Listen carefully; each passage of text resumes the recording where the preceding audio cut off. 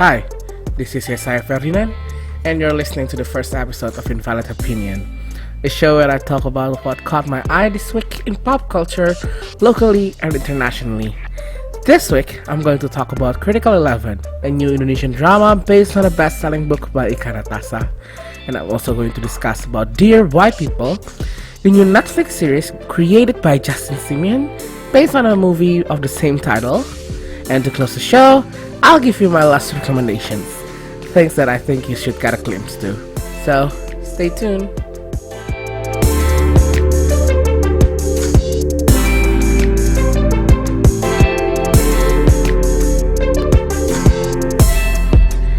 Now, the first topic, we're gonna talk about Critical 11, the new Indonesian movie. It's a drama movie based on the best-selling book by Ika Natassa, of course. This movie was directed by Robert Roni and Mortetewa, whom are two most prominent Indonesian directors and producers. And I was anticipating this just because I am a reader of the book. The book is fantastic read. I cannot put it down. It talks about a couple who navigates their marriage through grief from a miscarriage, and this is pretty much it, this movie. Although they took it far enough from the day they met and how their relationship bloomed into a marriage, and then they moved to New York and then came back to Jakarta again and then having a baby, but sadly they through a miscarriage. And this movie talks about how they navigate their relationship through grief, which is kind of the same as the book. Now, as an adaptation from a book to movie, there's always going to be changes, and this movie is written also by Ika Natassa, co-written by also Jenny Yusuf, who is the writer of Philosophy Copy. Now, Jenny Yusuf, I think, is the best choice for this because she understands how to adapt a book or a literature piece and adapted it to a movie. And Philosophy Copy is a hit, was and still, I think, a hit. And she received Piala Citra for screenwriting, which is really deserving at the time, just because I think she understands how to write a screenplay based on not just a book, it's a short story, and she able to expand the world of Philosophy Copy from the resource material into a proper movie with more conflict, yet at the same time still deepen the characters and not messed with the story from the source material. And I think this movie does that. And also, this movie is co-written also by Mortetewa and Robert Roni, whom are the directors. My first thought about the movie is how well casted it is. It is played by Reza Rahadian and Adina Wirasti, respectively, as Ale and Anya, the two couplet of this movie. These actress and actors really knows what they're doing, because Adina Wirasti and Reza Rahadian also played together in another movie called Kapan Kawin, in which their chemistry in this movie are so palpable and so lovable. And I really love how they really just understood each other in a way that a married couple or a couple is. And I think this movie is a solid run for them, just because they really are beautiful together in the screen. And of course, they have this chemistry and have this attraction towards each other that really just sold the movie to me. Also, there are a couple cameos and supporting characters in this movie, which are played by everyone in this movie. I think everyone in this movie is famous or a celebrity slash actresses. There are some senior actors like Slamet Raharjo and Widiawati as the mother and father of Ale.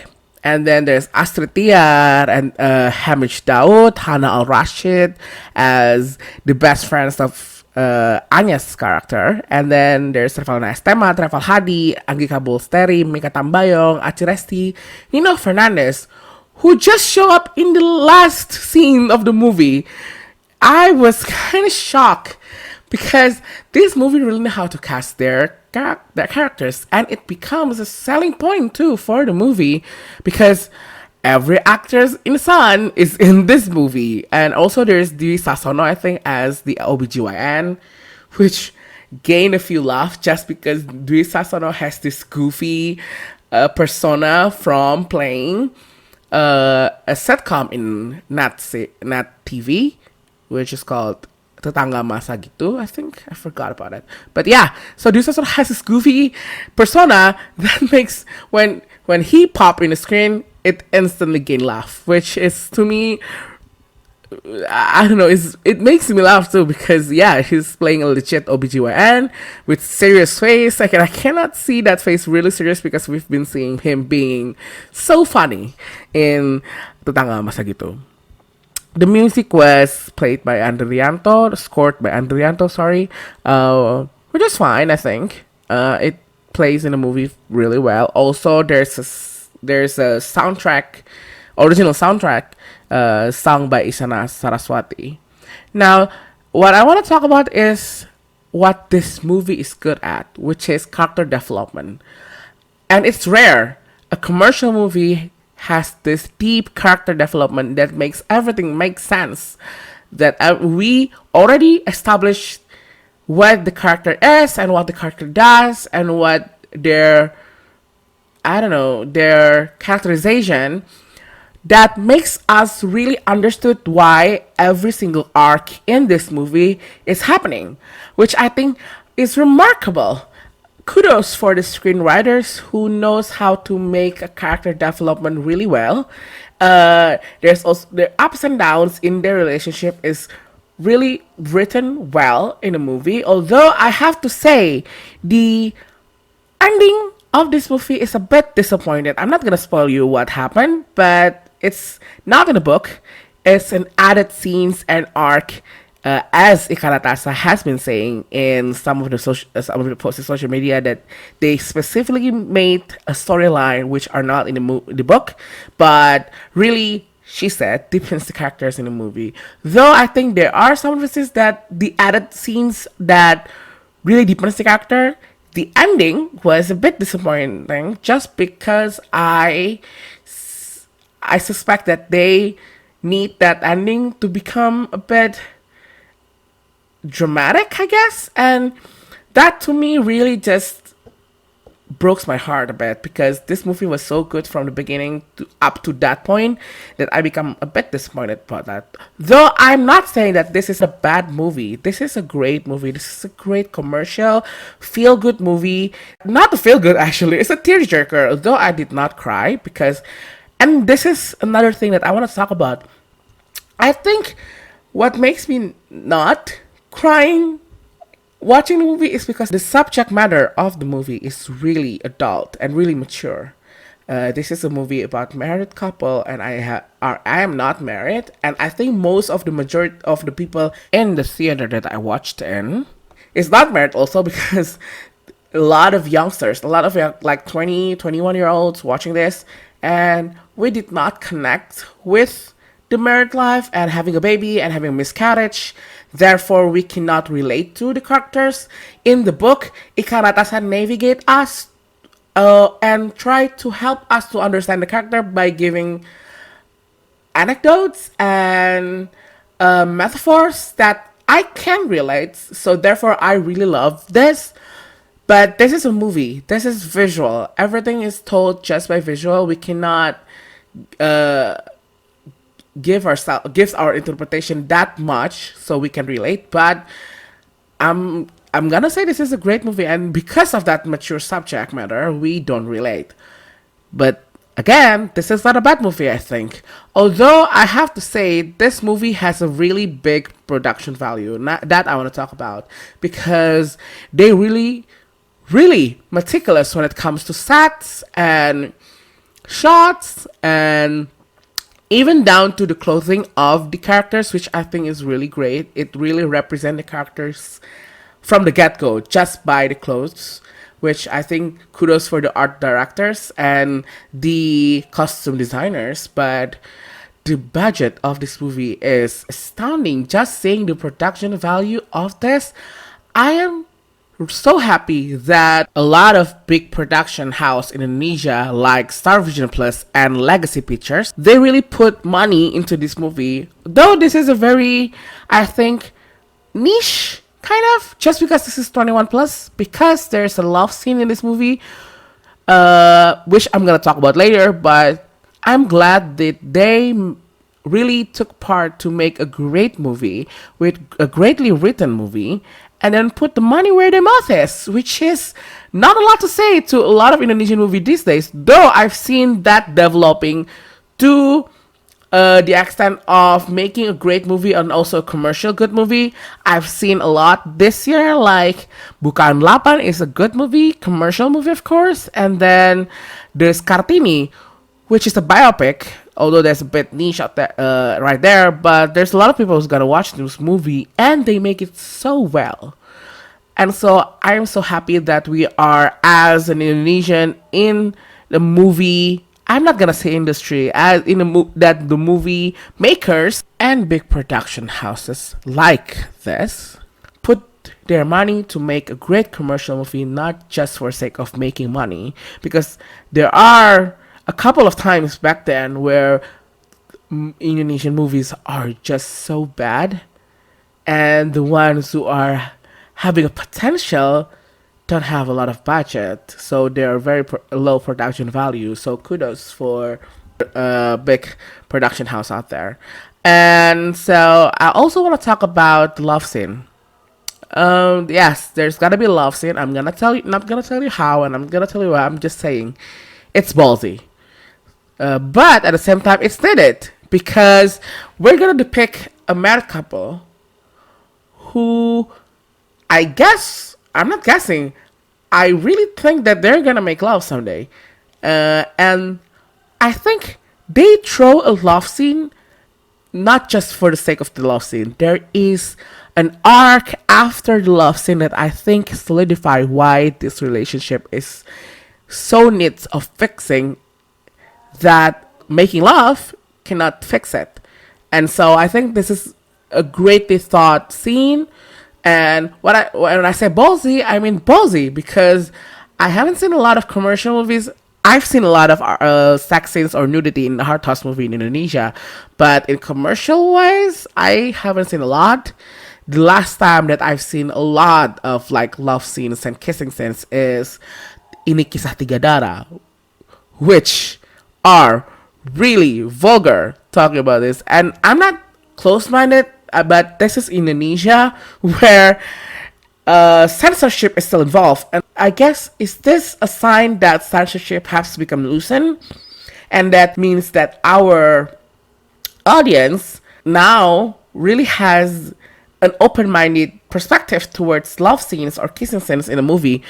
I don't know if that, I think it's a progress, because that means that we acknowledge the fact that people who are in love who is going to kiss, although that is maybe not so much aligned to the traditional means or customs of our culture, but it is what it is. It's a real depiction that, yes, in this day and age, this is what happens when people are in love. And so as much as I want to call it a progress, there is bound to be a criticism behind it.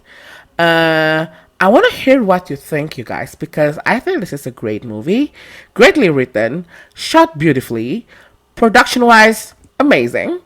Although it's not the best movie out there, I'm just saying this is a solid commercial movie, and I want to hear what you guys think. So submit your comment on our Instagram page at invalid.opinion, or you can discuss it on Facebook on our Facebook page, Invalid Opinion, fb.com/opinioninvalid.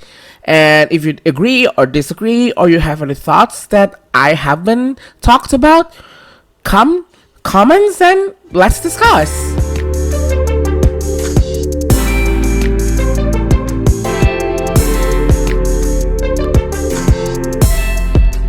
The second topic that I want to delve into is Dear White People, a new Netflix series created by Justin Simien, developed from the same title of a movie, also directed and written and co-produced by Justin Simien. Now, I watched the movie first, the source material, Dear White People. I knew it from watching an interview by Avery Brown in part of the Vice Guide to Film, and one of the episodes is talking about Spike Lee, the director, and she is talking about how Spike Lee puts racism and issues of black people in his movie. And she is an interesting woman, a very eloquently spoken woman, and I know that she is a producer from this interview, and I look up her filmography and found out that she's produced a movie called Dear White People, which the title itself is intriguing to me because it really sets the tone of what the movie is, which talks about black people's experience in a very predominantly place where white people is. And of course, this is a movie, and the series also talks about a group of black people in college which are predominantly white, and they really talks in exclamation point about racism. The movie involves around a set of character, particularly lead by, which in the movie played brilliantly by Tessa Thompson. And Sam White is a mixed race black activist who has this radio show called Dear White People and blasted around campus, and it creates controversy because she talks about racism and black experience to, I guess, a lot of white people, and it makes white people shaken because they did not want to be considered racist. And aside from that radio show, there's also a conflict between the black community. Black people in Winchester, which is the college that Sam in, is housed in this all-black house on campus called Armstrong Parker. And tensions is rising because there's an election to vote for the new, I guess, head of the house. And there's Troy Fairbanks, who is Sam White's ex-boyfriend. Oddly enough, he is a son of the black dean in the campus, and she's up against Troy Fairbanks, and then she won. And the story goes into how she used, or rather abused, her newfound power as the president of the housing, which it's sad that she is the lead of the black community in the college. And there's also another set of characters, including the interesting ones that I'm going to talk about is Lionel Higgins, which the character is a black man who happens to be gay, and he's really just navigating her sexuality and really just figuring out what he is as a person. And there's also Cleandra Connors, or called Coco, which the character is more the kind that wants to be white, I think. And this series also talks a lot about being black person, and also there's a stigma inside a black community which they categorize in 3 category, I think, which is the ones who are really black, the ones who really knows how to manage his or her blackness, and the ones who really just want to be white.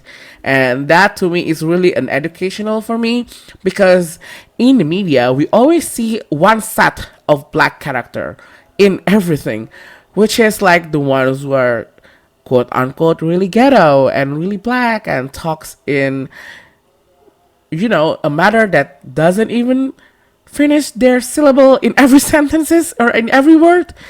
And so this is an interesting look to me, because here's a black community going against a white quote unquote establishment, and then they really has a conflict between the black person itself, which I think is interesting and really just sets the movie apart from every movie that talks a lot about race, because in this movie they're allowed to really use big words and use intellectual conversation that is really rare when it comes to a movie that dominantly led by people of color. And this movie is smart and brilliant. And there's a scene, or there's an arc, where Sam, who is such a black activist, is falling in love with a white person. And how is he handling this situation, that love is love is love. And just because the color of my skin, I can find love with everyone without the prejudice inside the black community about a black woman who is really considering and embracing her blackness, falling in love with a white person. And this topic about, interracial love in this movie is really raised a bunch of criticism or a discussion towards, is this movie is educational and bringing up a discussion towards race, or is this movie endorse/supporting reverse racism? I get that argument, because yes, there are some points that it was kind of like, oh, are you really just wanted to fight with white person, or you really want to stand up for racism or what you believe in? And I guess that is what lost in this movie. Although I think maybe it's because there's a different experience through black people and white people that makes a different perception towards what's happening in this movie just by watching it. But this is a smart and brilliant movie, and the series that adapted from this movie is equally or maybe better than the movie, just because they have a lot more room to develop the characters, deepen the storyline, and just giving more and more intellectual discussion towards race from the point of view of black person, or the ones who are experiencing the entail of racism. The series is in a 30-minute format, which is sometimes can be translated as comedy, though I think because this is a streaming series, there's a blur lines between comedy and drama anymore these days too. And so I think this movie is equally comedic in part of this is very satire and black comedy, yet at the same time there's the drama, there is that intensity that I think is so great in this movie. The Samantha White character is now played by Logan Browning, equally great, equally amazing. But I want to talk about Lionel Higgins, because in this series his character is played by Deron Horton, who played this character amazingly. Now Lionel Higgins in this series doesn't have enough room to grow. I think his perspective is only used in one episode, and then he comes here and there in the series, but he's not really much developed, unlike Samantha, Troy, Coco, and Reggie, which I'm gonna talk about later, because Reggie Green in this series is really prominent in one of the episodes. But yeah, Lionel Higgins is not given as much spotlight as other characters, although I think the greatness about this series is that it doesn't make him left out, but more so he is shown a true complexity of the character, which I think is a great thing about this series, that every characters in this series is three-dimensional. They have flaws, they have strengths, and they have complexity, which is a rare and delightful thing to see, especially for a character who is described as a person of color, because there's not a lot out there great characters for person of color. And in this series, every character is given a complexity and three-dimensional look of the character, which is a delightful and which is insightful and really humanizing the characters. I also love that the actors playing Lionel Higgins, Deron Horton, embodies this awkwardness of being this left out character in the black community. Lionel Higgins has been described in this series as a person who are not black enough for black community and not white enough for white person. And it's true, there's this awkwardness of the character who really just cannot fit in with anybody. And on top of that, he is trying to figure out who he is as a person, especially his sexuality, which we found out that this character is gay and has a huge crush on Troy. And oddly enough, is his roommate in the housing, the Armstrong Parker. I want to also talk about how this series is written. Every episode is written in one perspective of every character in this series. There's a repeat, of course, like Sam White has 2 episodes and then Coco has 2 episodes, but every episode is written and told in one perspective. And I want to spotlight one episode that I think is one of the best piece of television I've watched in a while, which is chapter 5 of the series, which takes a look at Reggie's perspective. And this episode is, get ready folks, directed by Barry Jenkins.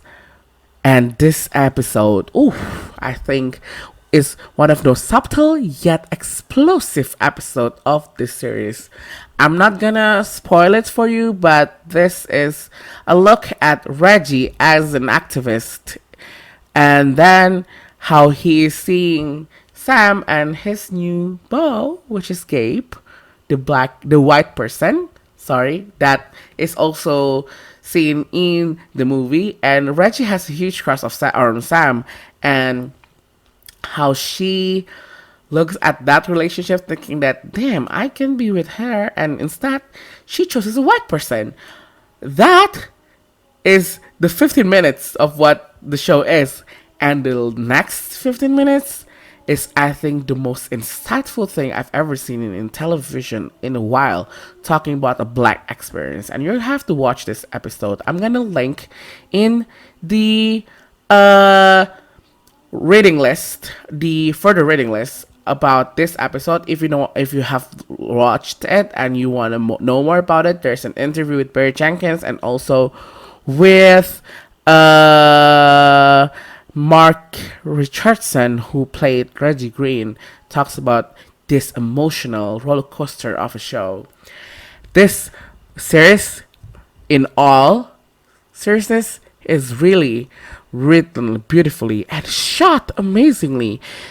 And I think this is one of the yet another appreciation for this series, is that this series could just have a simple shot or simple visual, because a lot of the series is about the characters, the conversations, and yet they have a very distinctive visual language that is very cinematic and also beautiful to look at. And I think that's what makes this series is even more brilliant, because they really meticulously think that this is a very audio-visual medium, and they do not want to waste your eye with just a basic shot. They want it to be cinematic, and that to me is really shown that this series is really well thought out and really well roundedly produced. And the soundtrack is also amazing. I've seen a hint of Redbone by Childish Gambino in one of the episodes, which I think is brilliant. And I've also listened to the soundtrack list, and it all is really great R&B and hip-hop songs that accompanies this series so brilliantly. And so, again, I want to hear what you guys think, or even have you watched this show? I think this doesn't really that popular as much as other shows that I've watched, but I think this is a brilliant show that I need you to look at. So, tell me what you think of the show. Just comments on the Instagram post I posted in this podcast Instagram page at invalid.opinion, or you can discuss it on Facebook page, facebook.com/opinioninvalid. I really want to hear what you guys think.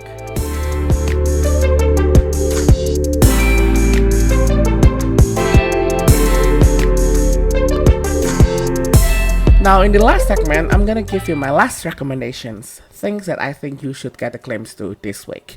The first one is Unbreakable, Kimmy Schmidt, this new offbeat but upbeat sitcom. I guess it's not sitcom anymore. It's more like a comedy series, created by Robert Carlock and Tina Fey.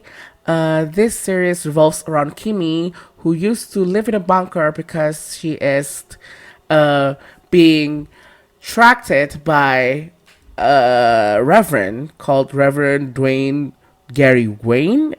Weird name, but it's also saying how weird this show is. But this show is really funny, and the third season just released, I think, last week in Netflix.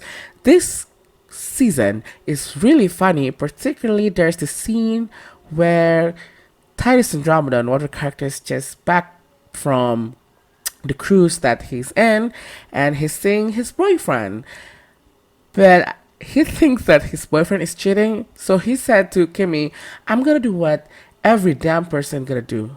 I'm lemonading." And he just goes around the city just mimicking Beyonce's Lemonade.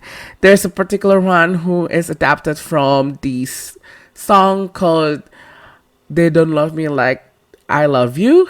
The sequence is Titus really just swinging a bat across the city and then just swing it to his boyfriend's car, which is so funny. This damn show just gets better and better every season. So yeah, Unbreakable, Kimmy Schmidt, you should watch that show. And the second one that I want to recommend to you is this weird video on YouTube called History of the Entire World, I guess, which is a long video. I guess it's like around 20 minutes of really the entire history of the world from the beginning of time until now. And it's played kind of like a vaporwave video. There's a bunch of, like Windows XP / Windows 98 characteristic of the video. It looks poorly edited, but at the same time brilliant, because that's what it meant to. I mean, it's hard vapor, another subgenre from vaporwave, and I guess you should look at it just because it's so funny, yet so insightful, yet so weird at the same time. And it's very self-referential to the fact that this is a very weird video. So yeah, those are my last recommendations. Unbreakable, Kimmy Schmidt, and Hot Vapor video of the history of the world called History of the Entire World, I guess. And that is the end of the show. You can check the further reading list for every topic this week on the website, www.invalidopinion.id, and tell us what you think on our Instagram page at invalid.opinion. Or you can post your thought on Facebook on facebook.com/opinioninvalid. I'll see you guys in the next episode, and please take my word with a grain of salt.